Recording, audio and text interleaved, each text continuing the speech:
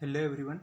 Today we are coming back with our lecture number 11 of this series that is heat and optics. तो हमने successfully हमारा heat part हमने complete कर दिया. Okay ना, जो थर्मल वाला पार्ट था थर्मोडायनामिक्स का, वो हीट वाला पार्ट हमने कंप्लीट कर दिया. अभी हम ऑप्टिक्स वाला पार्ट पे जा रहे हैं. ओके, जिसके हम कुछ 4 to 5 लेक्चर्स या फिर कुछ उससे थोड़ा सा 1-2 ज़्यादा हो सकते हैं, ज़्यादा या कम, तो उतने में हमारा ये ऑप्टिक्स पार्ट हम कंप्लीट कर देंगे. ओके, सो इसमें क्या देखना है, आज के लेक्चर में हमें देखना है कि ऑप्टिक्स क्या होता है, इंट्रोडक्शन देखना है उसका, कुछ लाइट के फिनोमिना देखने हैं हमें कि वो रिफ्लेक्शन क्या होता है, कुछ लॉस देखने हैं हमें. ओके, लॉस क्या काम कर रहे हैं, तो यही सब चीज़ें आज के लेक्चर में हम डिस्कस करेंगे. बिकॉज ये सब इम्पोर्टेंट है आगे आगे के लेक्चर्स के लिए. Now proceed to our first slide. तो हमने पहले बोला वैसे इंट्रोडक्शन ऑप्टिक्स का. ओके, ऑप्टिक्स एक्चुअली में होता क्या है. ओके, तो ऑप्टिक्स क्या रहता है, optics is a branch of physics. मतलब फिजिक्स हमारा सब्जेक्ट है ना, उसमें एक ब्रांच है ऑप्टिक्स करके. ओके, तो उसमें क्या पढ़ाया जाता है एक्चुअल में, which describes the behaviour and property of light. मतलब जो लाइट का बिहेवियर, लाइट कैसे आगे जा रही है पीछे जा रही है, उसकी प्रॉपर्टीज़ क्या है, वो कैसे परफॉर्म कर रही है. ओके, वो लाइट का बिहेवियर एंड लाइट की प्रॉपर्टी, मतलब लाइट की जो कैरेक्टरिस्टिक, ओके, वो सब प्रॉपर्टी, मतलब वो कितने स्पीड से ट्रैवल करती है क्या. ओके, वो सब चीज़ें. तो ये सब स्टडी जो एक कंबाइन किया जाता है. ओके, और उसका एक अलग से ब्रांच बना दिया फिजिक्स में. ओके, जिस ब्रांच के जिनका काम क्या है एक्चुअल में, सिर्फ वो लाइट का स्टडी करते. ओके, लाइट का क्या एक्चुअल में बिहेवियर होता है, प्रॉपर्टीज़ क्या होती है. ओके, उस पर पूरा वो वहाँ पे स्टडी किया जाता है. ओके, उसी को अलग से ब्रांच में नाम दिया गया ऑप्टिक्स करके. ओके, तो आप यहाँ पे देख सकते हो, देखो ऑप्टिक्स में क्या यहाँ पे लिखा हुआ है. देखो ये इस तरह के सब इंस्ट्रूमेंट रहेंगे यहाँ पे, और ये सब इंस्ट्रूमेंट रहेंगे. मतलब क्या रहता है, एक प्रिज्म रहता है, लेंसेस रहते हैं, देन मिरर्स रहेंगे कुछ कुछ. ओके, इसी तरह के सब रहेंगे, जैसे स्लिट्स वगैरह डिफ्रैक्शन के लिए, अगर इंटरफेरेंस वगैरह ऐसे जो फिनोमेना रहते हैं, वे सब ऑप्टिक्स पार्ट में आ जाते हैं. ओके, और जो इंस्ट्रूमेंट यूज़ किए जाते हैं ना, लेंसेस होते हैं और ये सब, उसको क्या बोला जाता है, ऑप्टिकल इंस्ट्रूमेंट भी बोला जाता है. ओके ना, इंस्ट्रूमेंट्स को बोला जाता है ऑप्टिकल इंस्ट्रूमेंट, क्योंकि वो इस ब्रांच में यूज़ होते हैं, ऑप्टिक्स के लिए यूज़ होते हैं, इसलिए उसको ऑप्टिकल इंस्ट्रूमेंट ऐसे बोला जाता है. वो क्या रहता है कि optics study the interaction of light with matter. मतलब क्या करता है ये ऑप्टिक्स है ना, ये ब्रांच, इसमें एक्चुअल में क्या स्टडी किया जाता है, देखो ये बताया अभी मेन क्या बोला, interaction of light with matter. तो मैटर में क्या क्या रहता है, मैटर में सॉलिड होगा, लिक्विड होगा, गैस होगा, कुछ भी हो सकता है. ओके ना, तो मोस्टली हम यहाँ पे जो मैटर कंसिडर करेंगे वो ये ऑप्टिकल इंस्ट्रूमेंट है, यही मैटर. मतलब ये एक्चुअल में रहता है हमारा सॉलिड जैसा. ओके, तो वो हो गया. या फिर वाटर में भी वैसे लाइट ट्रैवल कर, तो वो भी हमारा वही रहता है. ओके,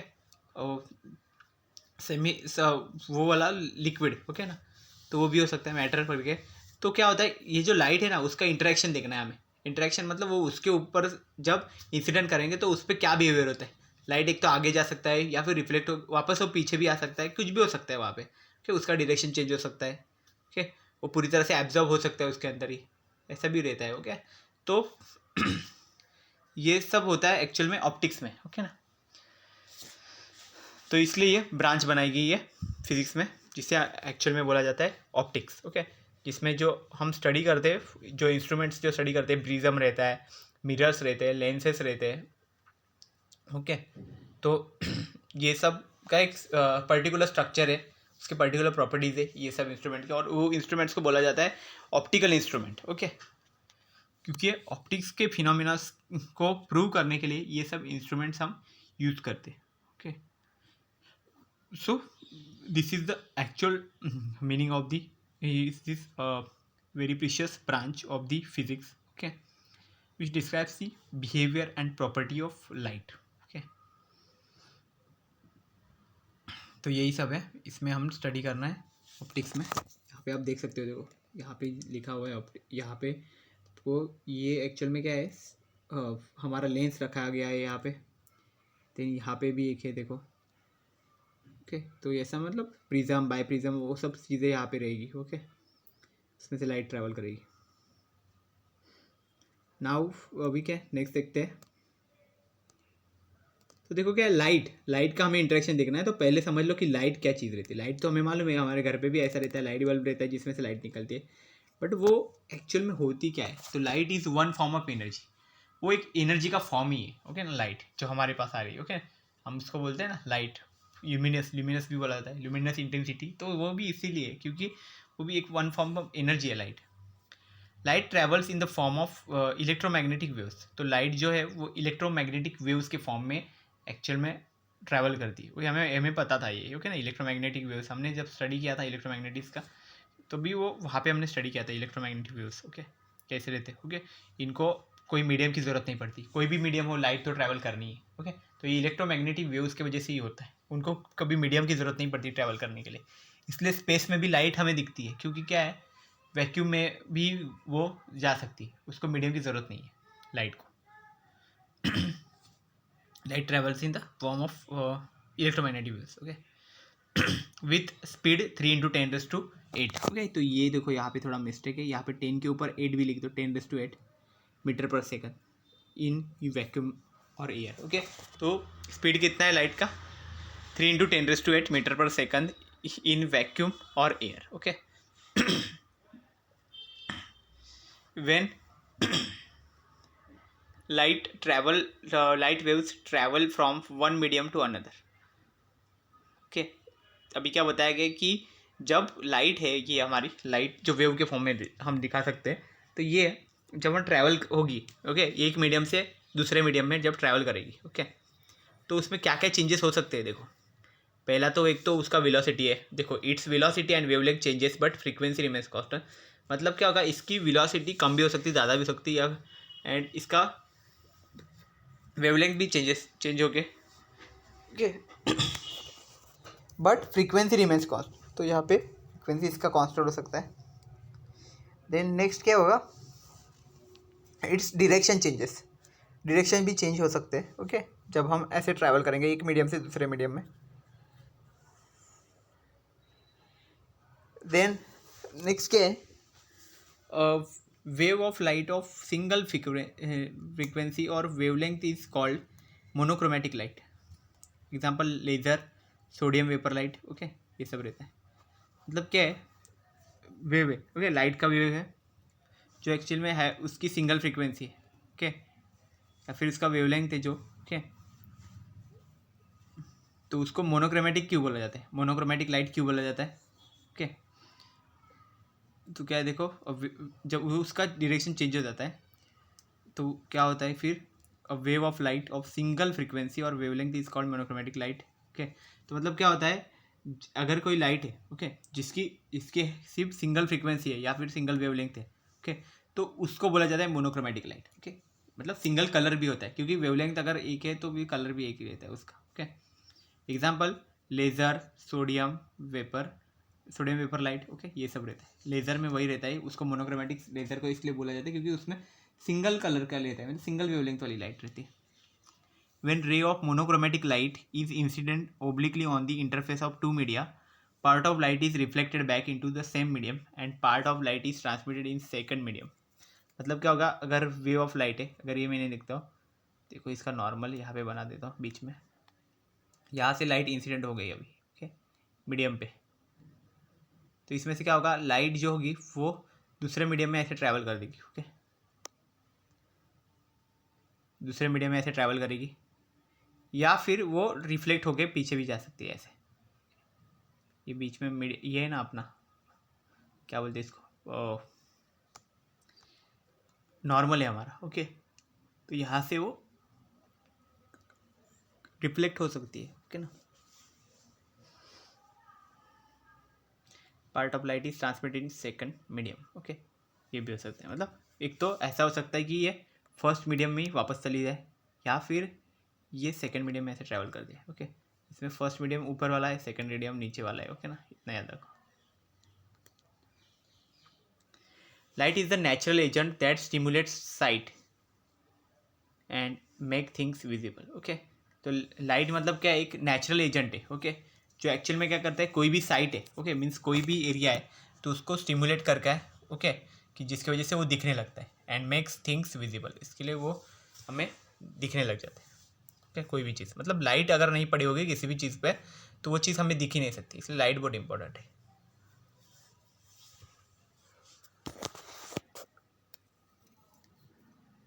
नेक्स्ट इज,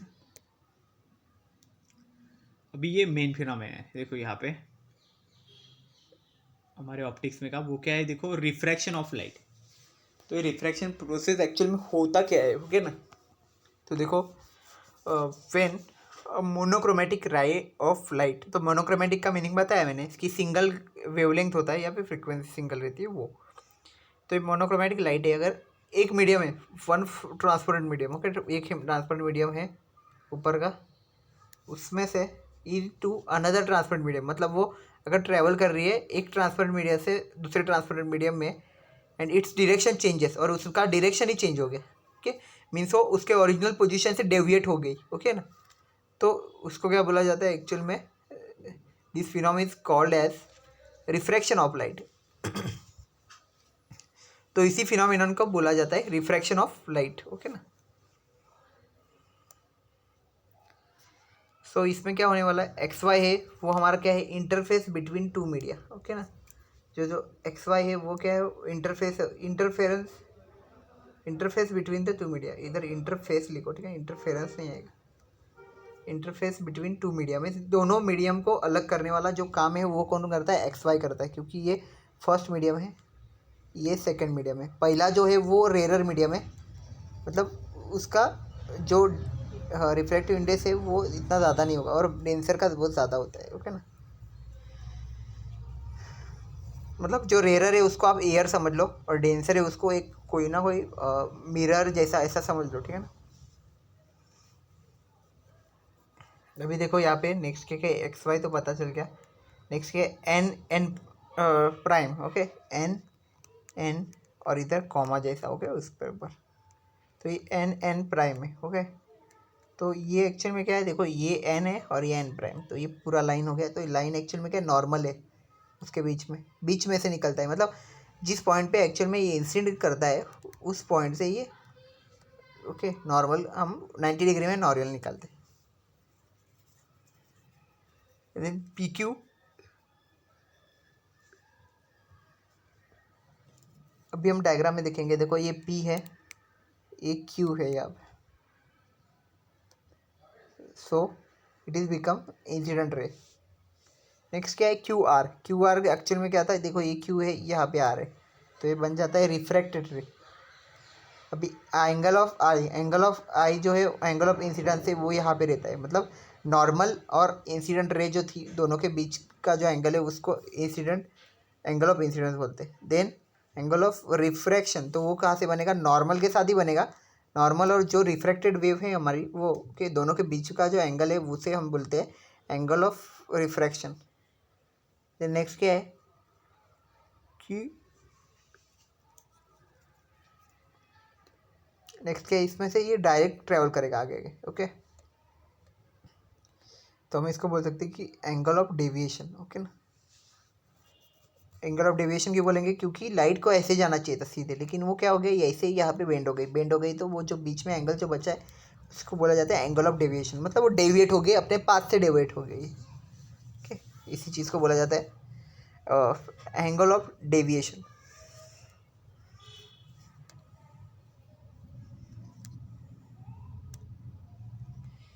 अभी क्या है, नेक्स्ट है ग्लांसिंग एंगल। तो ग्लांसिंग एंगल मतलब थीटा जी मतलब ग्लांसिंग एंगल। ग्लांसिंग एंगल मतलब कौन सा रहता है, जब हम यहाँ पे देखेंगे डायरेक्ट इस पे,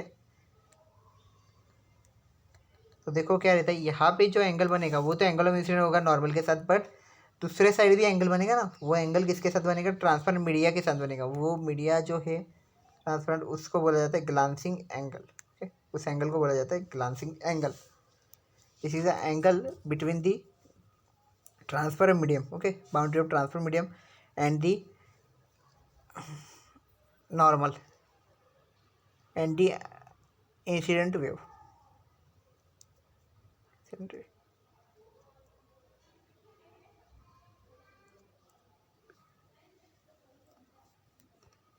नाउ नेक्स्ट परफॉर्म करते हैं, नेक्स्ट है अब क्या बोला है, इट इज़ ऑब्जर्व दैट, मतलब रिफ्रैक्शन ऑफ लाइट में हमने ये तो देखा कि ये जो होता है ऐसा डायवर्ट, तो इसी को रिफ्रैक्शन बोलते हैं। तो इसका एक यहाँ पे मैंने जी ये देखो, ये एनिमेशन भी है, लिखा है when light ray travels from optically rare medium to optically denser. तो डेंसर देखो यहाँ पे डार्क में दिखाया है और रेयर यहाँ पे बाहर है। तो जब ये होता है कि वो ऑप्टिकली रेयर से डेंसर में जाता है, okay, it bend toward the normal. देखो ये नॉर्मल से पास में हो गया है, ओके ना, इसे बोला गया इसको बेंड टुवर्ड दी नॉर्मल। यहाँ पे भी वैसे ही हो गया, देखो ये इसके यहाँ पे हो गया।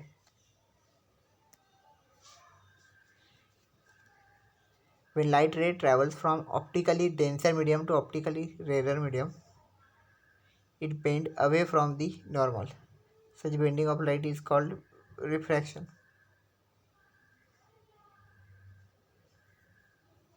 So, light ray travels from denser to optically rarer medium. Okay. तो ऐसे केस में क्या होगा कि it bend away from the normal. Okay, मतलब ये डेंसर है, यहाँ से अगर वो रेयर में निकल रहा है तो वो एक्चुअल में ऐसे होगा। ओके ना, वहाँ पे reflection.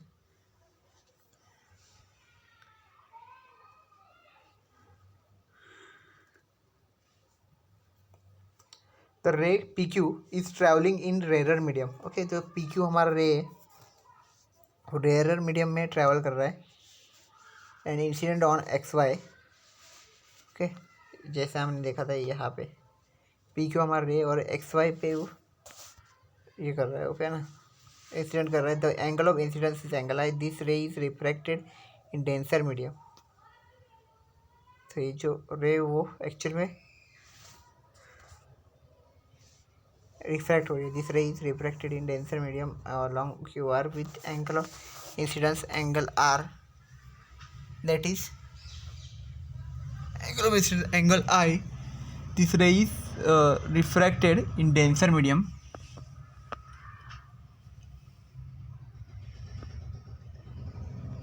along QR with angle of refraction angle R, that is bending toward the normal. Okay, हमने वही बताया, नॉर्मल के पास बताया। The amount of refraction depends on density difference between two medium. Okay,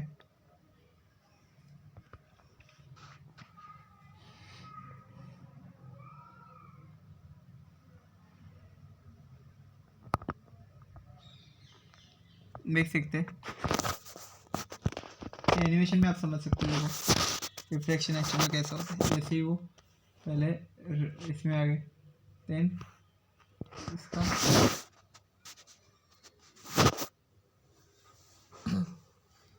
देखो यहाँ पे रिफ्रैक्शन हो रहा है। रिफ्रैक्शन मतलब क्या, जैसे ही वो दूसरे मीडियम में जाता है तो वहाँ पे वो खुद का डायरेक्शन चेंज कर लेगा। ओके,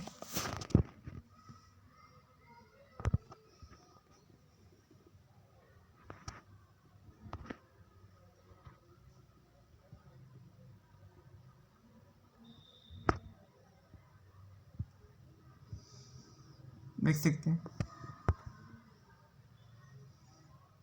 अभी देखो ये रिफ्रैक्शन का जीता जागता एग्जाम्पल है। तो इसमें क्या रहता है, देखो जो आदमी है उसको फिश है वो यहाँ पे अपेयर होती है, वो यहाँ पे पास में दिखता है, बट वो एक्चुअल में यहाँ पे होती है। ओके ना, फिश दूर रहती है, बट वो पानी में रिफ्रैक्शन होने की वजह से वो हमें एक्चुअल में वहाँ पे दिखती है। ओके ना, पास में दिख रही है, बट एक्चुअल में वो दूर है।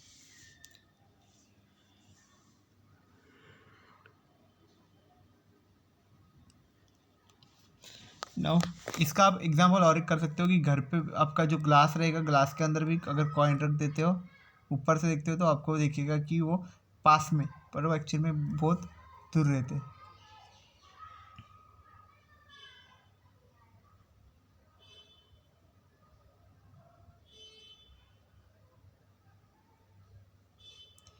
Now next is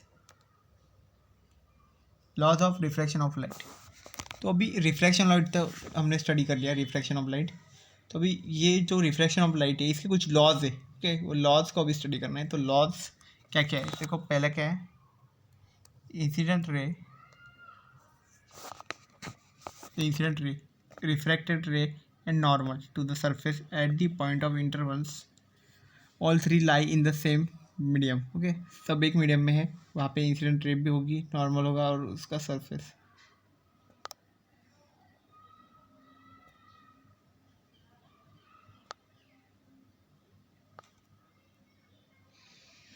so laws of refraction of light में क्या होगा, for given pair of media the ratio of sine of angle of incidence to the sine of angle of refraction is constant.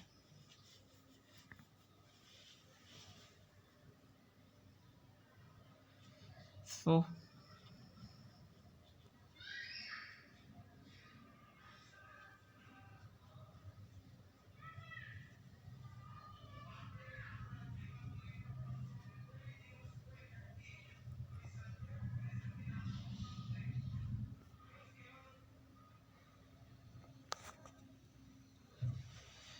now for given pair of medium the ratio of the sine of angle of incidence and the sine of angle of refraction is constant, means sin I upon sin r is equal to constant.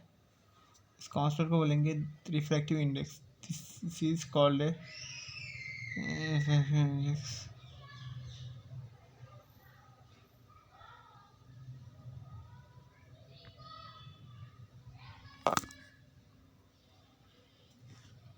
This quantity this constant जो बन रहा है वो constant is called the refractive index. Okay, बोला जाता है refractive index and it is denoted by mu.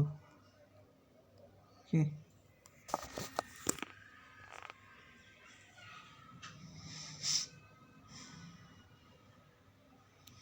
Now next देखते हैं स्नेल्स लॉ ऑफ रिफ्रैक्शन. तो स्नेल्स लॉ क्या है देखो, for given pair of media the ratio of the sine of angle of incidence and to the sine of angle of refraction is constant. Okay, तो हमें ये पता चल गया था कि जो एंगल ऑफ इंसिडेंस है साइन के फॉर्म में वो, and refraction angle of refraction sine के फॉर्म में, तो वो दोनों का भी रेशियो एक्चुअल में कांस्टेंट आएगा.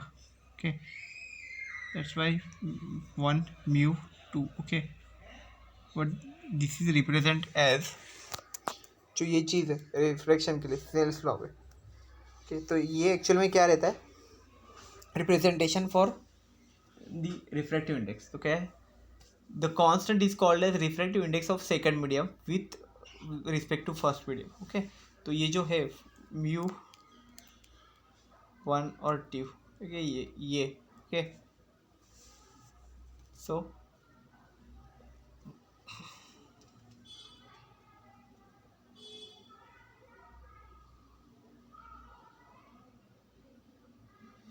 नेक्स्ट देखते हैं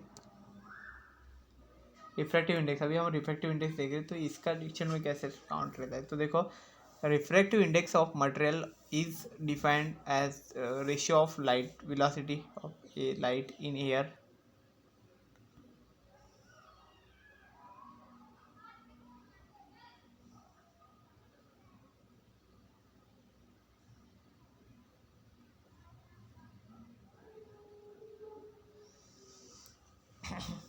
diffractive index of a material is defined as the ratio of velocity of light in air or vacuum or to the velocity of light in medium. Okay, so velocity of light va upon velocity of light in medium, that is vm, equal to lambda a by lambda m.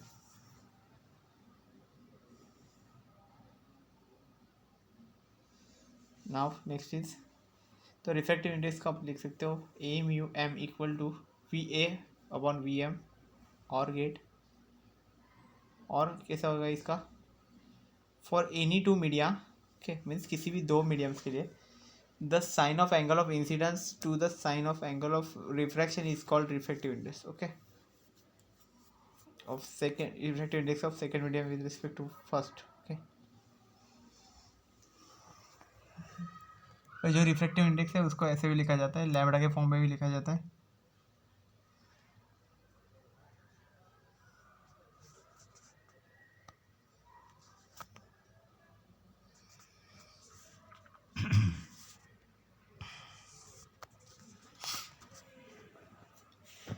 भी क्या है कि इसका physical significance देखना है refractive index का actual में क्यों हम यूज़ करते हैं.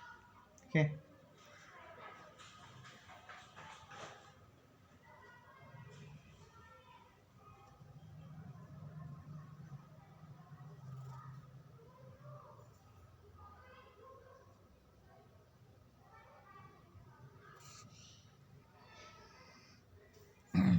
फिजिकल सिग्निफिकेंस में क्या दिखना है मेरे को, देखो फर्स्ट है point when light ray travels from optically rare medium to optically denser medium it bend towards the normal. तो जो कुछ रेयर मीडियम है जो एयर जैसे कहते हैं और डेंसर मीडियम है ओके, इसमें एक्चुअल में ट्रैवल कर रही है राइट ओके। तो अगर वो रेयर से डेंसर में जा रही है तो जो रिफ्रैक्ट रे रहेगा उसका direction away from the normal होगा। ओके देखो ये बेंड हो रही है, इसके अंदर का देखो ठीक है ना, बेंड हो रही है बट वो नॉर्मल है। नेक्स्ट क्या है, व्हेन लाइट रे travels from optically denser medium to optically rarer medium it bend away from the normal। तो देखो यहाँ पे क्या हो रहा है, ऊपर का मत देखो, सिर्फ इतना देखो, यहाँ पे नीचे का जो है वो रेयर के लिए शो कर रहा है ठीक है। तो उतना ही वेट का अगर दूसरा कोई सेंसर यूज़ करते हैं तो वहाँ पे एक्स्ट्रा अरेंजमेंट करना पड़ेगा। When light ray travels from optically denser medium to specify rare it bend away from the model normal it bends away from the normal means normal से वो दूर चला जाएगा। देखो यहाँ पे दिखा गया है ये नॉर्मल है, ये तो उससे वो दूर है।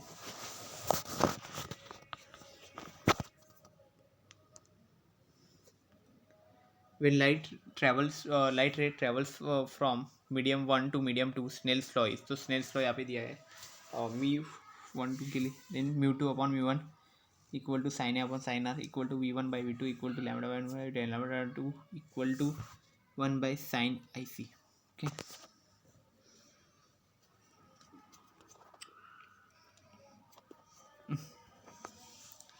एंड इसको हम लिख सकते हैं mu sine i equal to mu two sine r okay.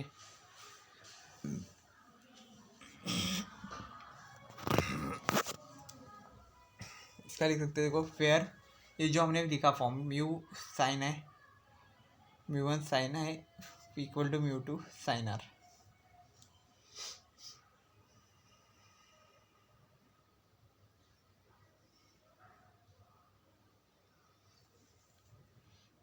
So where mu is the refractive index of the respective mediums, that is first and second medium.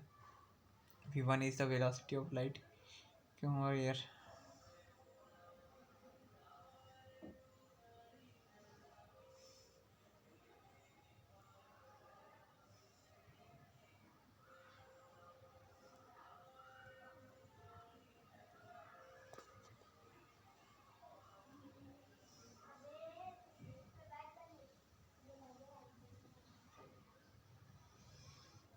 Now next velocity of light in vacuum or air is V1 and medium is V2.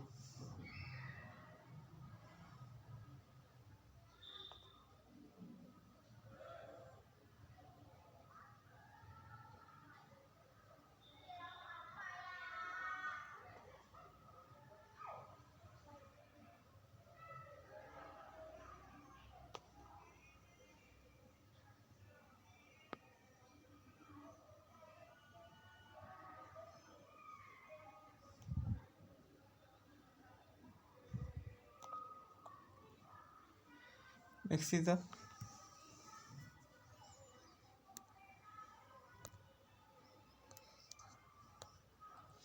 refractive index of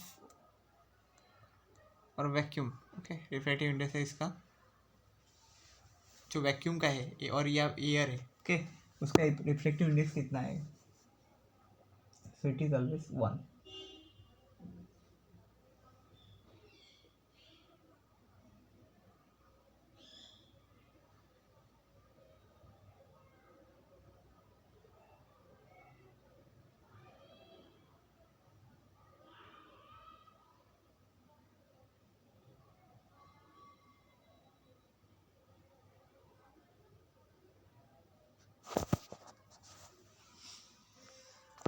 Now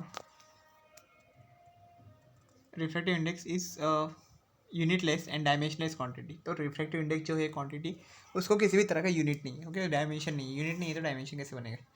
refractive index of material is describes how light propagates through medium okay.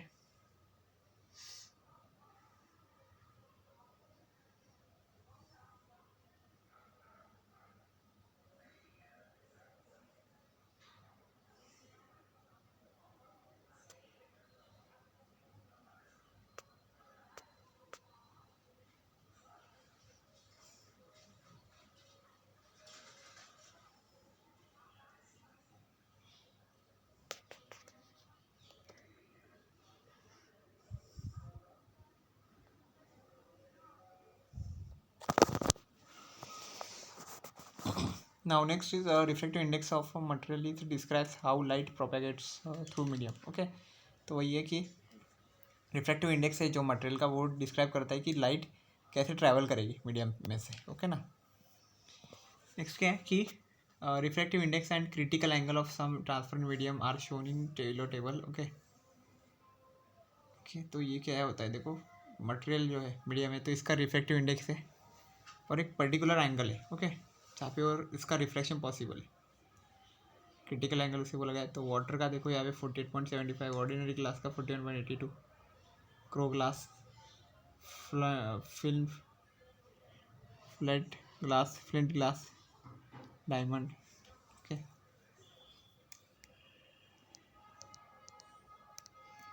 so I hope you have cleared all these things about the today's lecture. Okay, if you have any doubt you can ask. Okay, thank you very much.